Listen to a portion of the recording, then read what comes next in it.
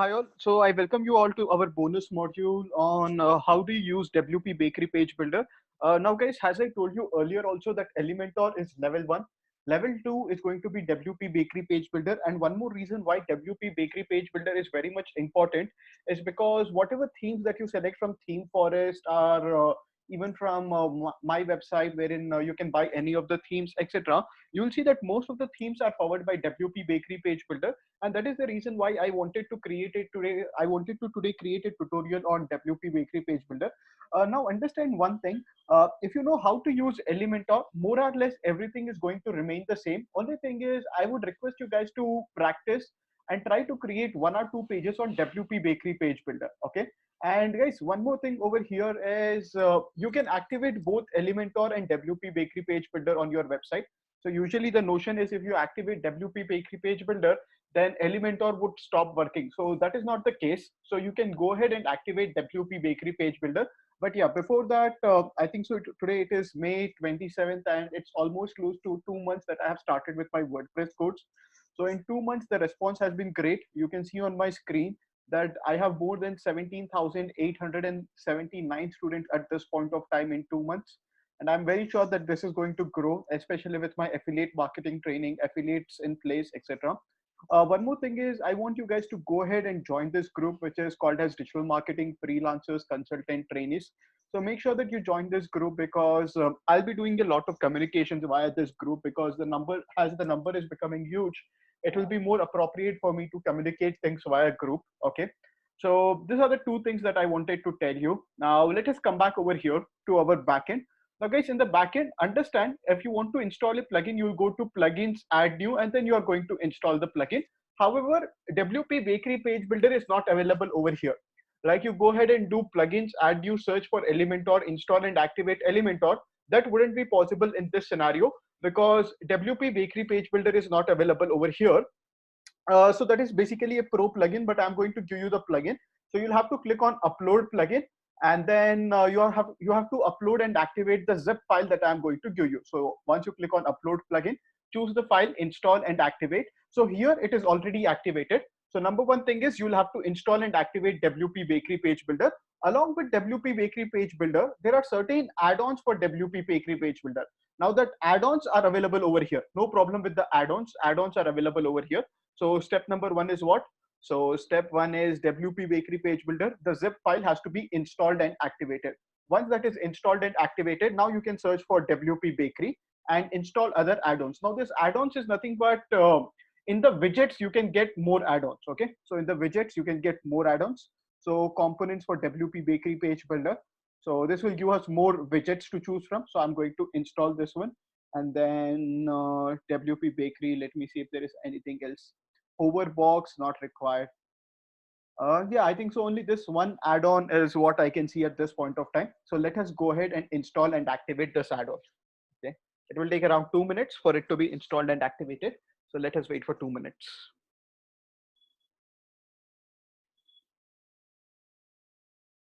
Cool. So now the plugin is installed and activated. The add-on plugin is also installed and activated. Now what I'll do is I'll go back to my pages, all pages. I'm going to create a dummy page so that I can show you how to work in WP Bakery Page Builder. I'm going to click on add a new page. And even I want you guys, I know that you already have Elementor, but still just for the sake of practicing, I want you guys to create 1 or 2 pages on WP Bakery Page Builder and just call those pages as sample pages. So I'll name it as sample WP page. And once I write it as sample WP page, right hand side, I'm going to publish it. Now my theme is a little different. Instead of default template, I'll make it as full width. Let me just scroll down and let me just see if there is full width somewhere. Yeah, so I'll make it as no sidebar, so full width. And then I'm going to publish this page. Okay, once I publish on this page, now see guys, over here you can either do edit with Elementor. You can also use WP Bakery Page Builder. And if you see on my website, even DV is installed. So you can, usually the notion is if you install and activate one page builder, the other page builder might not work, but that is not the case. Okay. So over here, this is WP Bakery Page Builder whenever you see this icon. And in WP Bakery Page Builder, you have backend editor, front end editor. Always select front end editor. Okay. Front end editor is nothing but whatever changes that you do, you can see it live. So it makes more sense to select the front end editor. Now, once this front end editor is selected, I want you guys to observe my screen right over here. So in Elementor, you have something called as add a section. Over here, you will have something called as add an element. So you'll have to click on add a element. And the first element that you are supposed to add is what? A section. Okay, so first I'm going to create a section of one. Once I create a section of one, I'll have to click on this plus icon. Okay, inside this section, I'll have to add a row. So inside this section, I'm doing what? I'm adding a row. Now, once the row is added, you see right over here, the row is added. So this is a row of one. In Elementor, I call it as section of one. But here, how do you make it section of two, section of three? You'll have to click on this plus, and over here, you can select that I want it to be row of three. That is section of three. I used to call it in Elementor, but here I'll call it as row of three. Now my page gets divided into three different halves. This is one, this is two, and this is three. Now over here, once you click on plus, you will be able to see all the widgets. Okay, this is it is because of some Chrome extension. Let's forget that. Let's come back over here. So if you click on this plus, so once you click on plus, you see all of these are widgets. In Elementor, the widgets are always in the left hand side. But in WP Bakery Page Builder, once you click on plus, you will be able to see all of the widgets. So now once the widgets are visible, let's say you want an image right over there. So you can search for image, let's say a single image. Now right over here, you will see a single image. Now once the single image has come, click on this plus, you can upload a single image from your local machine. So let's say I want this image. I'm going to click on select image, and the size, I can set the size over here. Instead of thumbnail, I'll leave it blank. Blank means full size. Okay. The alignment, left alignment, center alignment, on click action. If people click on it, do they get redirected to some other link? Does it zoom in, etc., etc.? You can select that also. Let's say there is a blog and you want people to redirect it to that blog. Otherwise, you can also keep it as none. Click on save changes, click on close. So here is how a image comes into picture. Okay, here is how a image comes into picture. Now I'll scroll down. If I want to save this, this is the option called as update. I can also click on edit image. I can see what are the other options available. So I'll scroll down. There is something called as add a caption. So once you click on add a caption, you will be able to add the caption right below the image somewhere. Let's say save changes. So where does the caption appear? Okay, the caption isn't appearing. Okay, we'll go to design options. Under design options, you have the border color. And you have all of these different options to choose from. Let me click on close. Okay. Let me again go back to edit. So the caption is not appearing with the image box. I can deselect it then. I can deselect it, save changes, close. Now, right below this image, I also want a button that is buy now. Now, how do I add a button inside this? As I'm going to click on this, and then I can search for button.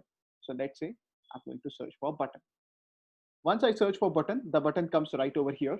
So let's say instead of text on the button, we'll call it as buy now. I'm going to scroll down a little. The color gray doesn't look good. We'll have to go with the orange color button. Definitely looks good. So orange color button. Instead of inline, we'll make it as center alignment. Let's click on save changes and see how it appears. Yeah, not bad. Let us scroll down, and all of this is fine. Advanced on click action. No, this is not required. This is CSS. Now on click, where is the URL? That if somebody clicks on this button, where do they get redirected? Right over here. So you're supposed to select the URL. That is, where will the person get redirected? If somebody clicks on app buy now, it can be your InstaMojo page or wherever it is. Click on save changes, click on close. Okay, so this is a section of one. Now let's say if you want to delete something. In Elementor, you used to do right click and delete it. But over here, how can you delete it? Just hover on it and you will get this option called as delete.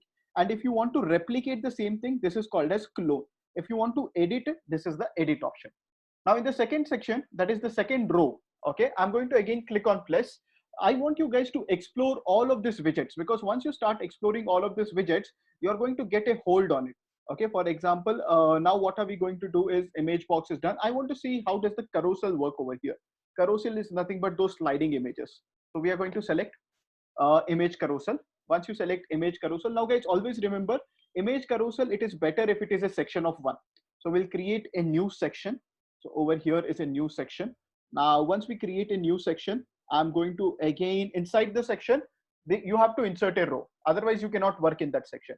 So I'm going to insert a row. Now this row, I can make it as a row of 2, row of 3, row of 5, etc. But since it is image carousel, we will keep it as a row of 1. Now I'm going to search for image carousel. So this is image carousel right over here. I'm going to add the images. So let's say now image size should be 1200 into 600. That is an ideal size, basically 2:1 aspect ratio. Okay, we are going to scroll down. The size over here, we are going to change it to full. And then slide orientation, this one, slides per view. Click on save changes. Let us see how is it looking like. Autoplay, yes. Click on close, but still it is not looking large enough. So let us again click on edit and let us figure out that where exactly is the carousel size. So here I'll make it as 1200 into 600. Now your image dimension should also be the same. If not, what is going to happen is the image is going to look a very blurry image. Okay, now you see the image size is not the same. So first in Canva, you'll have to design 1200 into 600. And then over here, you're supposed to select 1200 into 600, guys. Slide orientation is horizontal, which is fine. Slides per view, one slide at a time, etc. Close. Now the image size is small, and that is the reason why it is coming like this. If you take a larger image size, then it should be fine. Okay, then it should be fine. 1200 into 600, etc., etc. Right over here. Under design options, you can do the border color and border radius, etc., etc. Background, you can try this background option also and how it works. I don't think background would look nice. Yeah, cool. But now the image sizes are small, so that is the reason why it is appearing only this much. How do you delete this row? Over here is the option of deleting the entire row. But if you want to only delete image carousel, this is only delete image carousel. Now this row, I want to convert this row into a row of 3, or let's say a row of 4. Now this gets converted into a row of 4. Okay. Now in Elementor, it was very difficult to convert a row of 3 into a row of 4. But over here, it is simple. Okay, now it is a row of 4. I'm going to click on plus. You can see this FAQ, how exactly this FAQ works. And this is the toggle title. If somebody clicks on it, then this text comes into picture. So that is how a FAQ works. You can close this over here. If you want to add something above this, okay, you will have to click on this plus option and create a row above that. Once you have created a row above that, let's say you wanted to add a heading over here. You can search for a heading. So here is a heading, custom heading, and then you can write the heading. So let's say the heading is our services. Once you have written our services, scroll down. Link not required. That is, if somebody clicks on our services, you don't want them to get redirected. I'm looking for alignment. Where exactly is alignment? I want it to be center aligned. Text alignment instead of left. I'll make it as center. Save changes, close. Cool. This is how our services is looking like. Okay. Now, यहाँ पे I'm going to again click on plus below our services. Now you see this becomes a little very much handy because everything is coming over here. You get a little confused. I want that plus. I want to click on that. Yeah, this plus. And then I'm going to use something called as separator. Separator is that zigzag line that is going to come. And then I'm going to click on save changes. Zigzag line like this, which comes in. You can change the color of that line. So you click on this edit. You scroll down. Instead of gray, let us say, let's make it as orange. Save changes, close. Okay. You can also use custom color, guys. Under custom color, you're going to find that code. In Elementor, directly the code used to come, but over here, by default, you have some colors. Otherwise, you can use a custom color. You can copy and paste any color that you want. So let's say violet and then close. Okay, so this is the zigzag separator that you can use. I'm going to scroll down. Over here, let's say we are going to try some more widgets because it's all about exploring the widgets, guys. Because if you know how to use the widgets, that is how you can create a custom page. But what happens in a ready-made website is, in a ready-made website, the widgets are already there. Only thing is you are supposed to edit those widgets. Now, if you don't know how to edit those widgets, that is where the problem comes. Okay. So this particular page is all for your practice. The content can be anything. Otherwise, what I would recommend is whatever you try to do in Elementor, try to do the same thing in WP Bakery Page Builder. Let's say you have already created your home page by using Elementor. Now try to do the same thing in WP Bakery Page Builder. Okay. Now, Mohit, if we can do the same thing over here, then why do you recommend WP Bakery Page Builder? As I told you earlier also, I would recommend it because most of your ready-made themes comes on WP Bakery Page Builder. And yeah, if you want to work on ready-made themes, you will have to go ahead and master WP Bakery Page Builder. There is no doubt about it. So that is the reason I'm giving you WP Bakery Page Builder. Just work on it. And these are the only widgets that you need to worry about. If it is an e-commerce website, you can show your recent products right over here. I don't have any products, I guess, so it wouldn't. Yeah, there are some products which is showing up right over here. So recent products will show up right over here. Okay, something like this. So you can just delete this column, so that column goes away, this goes away. You can delete this section, etc., etc. And then click on update. Update is nothing but save. Over here are different formats. That is, how is your mobile looking on? This is the mobile format. This is the tablet. This is again an iPad, monitor, etc., etc. You can check all the different formats. How is it looking, etc., etc. But I think so more or less I have covered everything in WP Bakery Page Builder. You can, instead of all the widgets, you can go content wise widget, social wise widget, structure, WordPress, social, etc., etc. Now guys, like you have Elementor Pro, there is also WP Bakery Page Builder Pro version. What happens in Pro version is you have a lot more widgets to choose from, because when widgets are more, the editing becomes much more, what do you say, much more animated. And the Pro widgets gives you a lot of add-ons, etc., etc. And this is called as Flipbox in Elementor. Over here we call it as Hoverbox element, etc., etc. So the zip file for WP Bakery Page Builder is right over here. I want you guys to create one page in WP Bakery Page Builder and try to share it with me in the group, in the WhatsApp group, or wherever it is.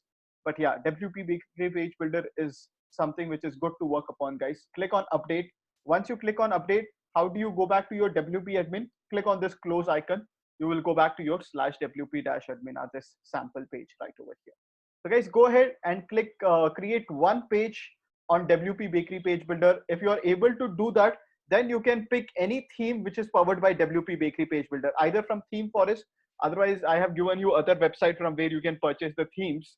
Okay. So because 60% of the themes over here are powered by WP Bakery Page Builder. So work for 30 minutes. 30 to 40 minutes is more than sufficient for WP Bakery Page Builder. So thank you guys. Thank you all.